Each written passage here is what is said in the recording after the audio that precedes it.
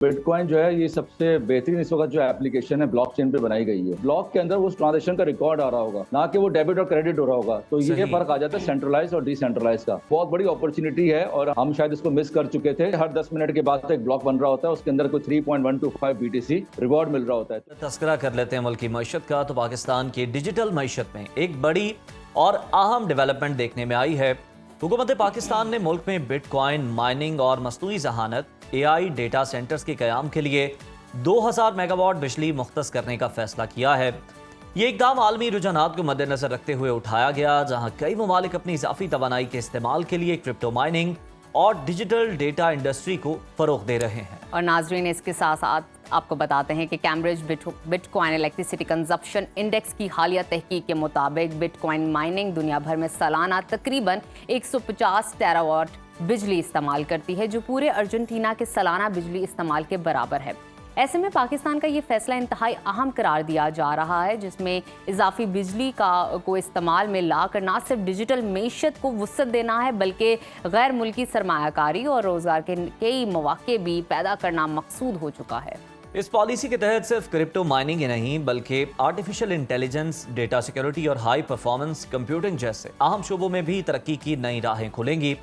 लेकिन जहां इस शोबे में बेशुमार मौके मौजूद हैं, वहीं इस फैसले के मुमकिन चैलेंजेस और खतरात भी कम नहीं हैं, जैसे बिजली की तकसीम में अदम तवाज़ुन, साइबर सिक्योरिटी और क्रिप्टो करेंसी से मुतल्लिका आलमी जवाब। इसी अहम पेशरफ्त को समझने और इसके फ़वाइद और नुकसानात पर तफसीलन गुफ्तगू कर लेते हैं। हमारे साथ मौजूद हैं मारूफ क्रिप्टो एक्सपर्ट मोहम्मद हारून साहब। हारून साहब, वेलकम टू सुनो पाकिस्तान। सबसे पहले हमारे नाजरीन की ज़रा सहूलत के लिए, आसानी के लिए ये मुख्तसर बताइए कि ये क्रिप्टो करेंसी या बिटकॉइन क्या है और इसकी माइनिंग किस तरह से होती है, और आज के दौर में इस डिजिटल करेंसी की अहमियत कितनी बढ़ चुकी है? जब देखें क्रिप्टो करेंसी ब्लॉकचेन टेक्नोलॉजी की मैं अगर बात करूं तो ये 2009 से इसका आगाज़ हो चुका था। और बिटकॉइन जो है ये सबसे बेहतरीन इस वक्त जो एप्लीकेशन है ब्लॉकचेन पे बनाई गई है। आपका जो दूसरा सवाल है कि इसको आसान ज़बान में समझाया जाए, तो ये समझ लें कि जिस तरह हमारे पास सेंट्रलाइज सिस्टम होता है, जहाँ पर आप एक ही लेजर के ऊपर डेबिट और क्रेडिट के साथ आप उसको रिकॉर्ड लिखते हैं, यानी कि अगर आपके अकाउंट से पैसे डेबिट हो रहे हैं तो किसी के अकाउंट में वो क्रेडिट हो रहे होंगे। लेकिन अगर आप बात करें ब्लॉकचेन टेक्नोलॉजी की, बिटकॉइन नेटवर्क की, तो वहाँ पे हर ब्लॉक के अंदर वो ट्रांजेक्शन रिकॉर्ड होती हैं जो उस वक्त हो रही होती हैं। यानी कि आज अगर मैं कोई ट्रांजेक्शन कर रहा हूँ, आपको अगर मैं कोई बिटकॉइन भेज रहा हूँ, तो उसका अभी जो ब्लॉक बन रहा होगा, उस ब्लॉक के अंदर उस ट्रांजेक्शन का रिकॉर्ड आ रहा होगा, ना कि वो डेबिट और क्रेडिट हो रहा होगा। तो ये फर्क आ जाता है सेंट्रलाइज और डिसेंट्रलाइज का।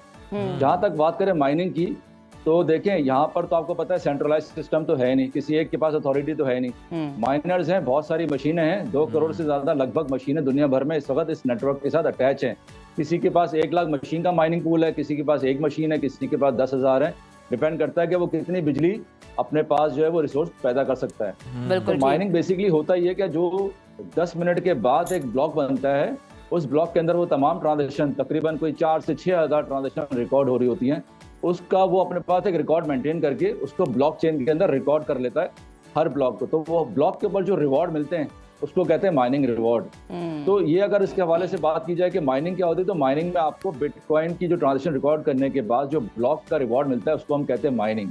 और उसके अंदर आप जो है वो ट्रांजेक्शन को रिकॉर्ड करते हैं। हारून साहब, मैं मजीद आपसे समझना चाहूंगी कि हुकूमत की जानिब से बिटकॉइन माइनिंग के लिए 2000 मेगावाट बिजली मुख्तस करने का फैसला आलमी रुझानात के तनाजुर में कितना अहम है, एक तो ये हमें समझाइए। साथ ही साथ क्या पाकिस्तान का मौजूदा इंफ्रास्ट्रक्चर और बिजली का निज़ाम इस पैमाने पर क्रिप्टो माइनिंग को सहारा देने के लिए इस वक्त तैयार है?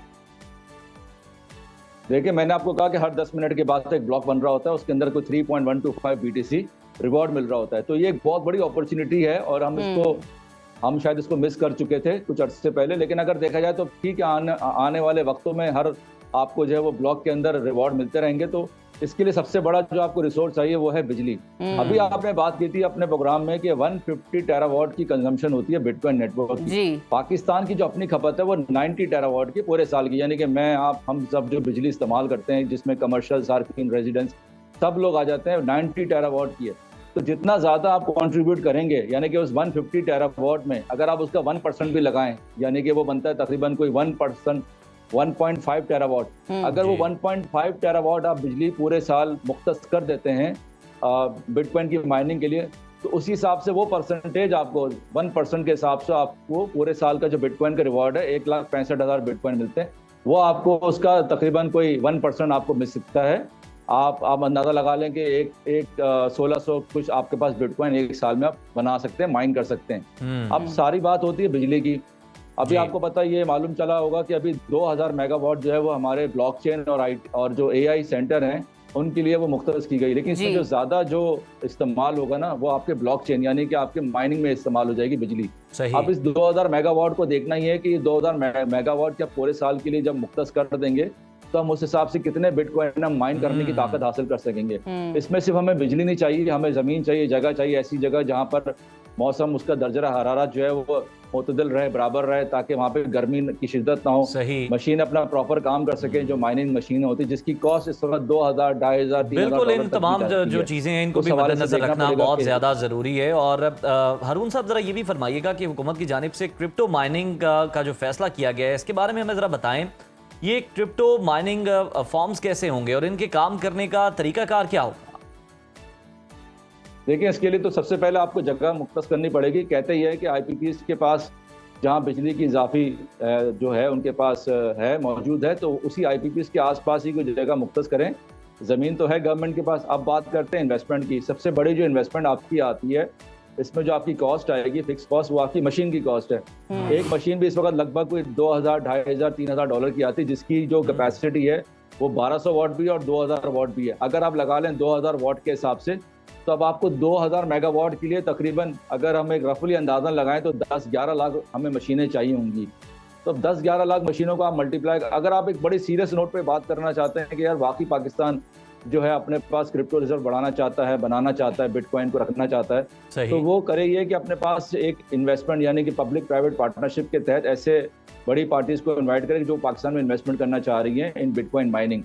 तो अब आप देखेंगे इसके लिए आपको जगह भी मिल जाएगी, आपके पास मशीनें भी आ जाएंगी, और 2000 की मेगावाट कैपेसिटी पर आवर के हिसाब से अगर आप देखें तो ये एक पाकिस्तान क्रिप्टो काउंसिल का मेरे ख्याल से एक बहुत अच्छा इकदाम है।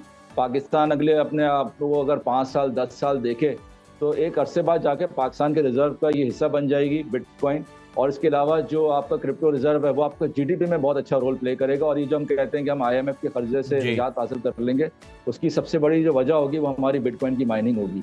तो बिटकॉइन की माइनिंग करने से पाकिस्तानी गवर्नमेंट को सिर्फ फायदा नहीं होगा, बल्कि इसमें आवाम भी चाहे तो उसको भी भरपूर शिकस्त अदा करनी चाहिए, ताकि अगर वो समझते हैं, आपको पता आजकल इंडस्ट्री का हाल, मईशत का हाल इतना अच्छा नहीं है, लेकिन जो लोग बैठे हुए पैसा जिनके पास मौजूद है, जिनके पास सरमायाकारी मौजूद है, तो उनके लिए बहुत अच्छा इकदाम होगा कि वो भी माइनिंग की तरफ। बिल्कुल, लोगों के पास सरमाया मौजूद है लेकिन उन्हें वो दुरुस्त मौके मुयसर नहीं है जहाँ पर वो ये इन्वेस्ट कर सके। तो ये बड़ा बेहतरीन मौका है और आवाम को बहुत ज़्यादा फ़ायदा होगा। और जैसा कि हारून साहब ने बताया, हुकूमत से ज़्यादा फ़ायदा आवाम को होगा।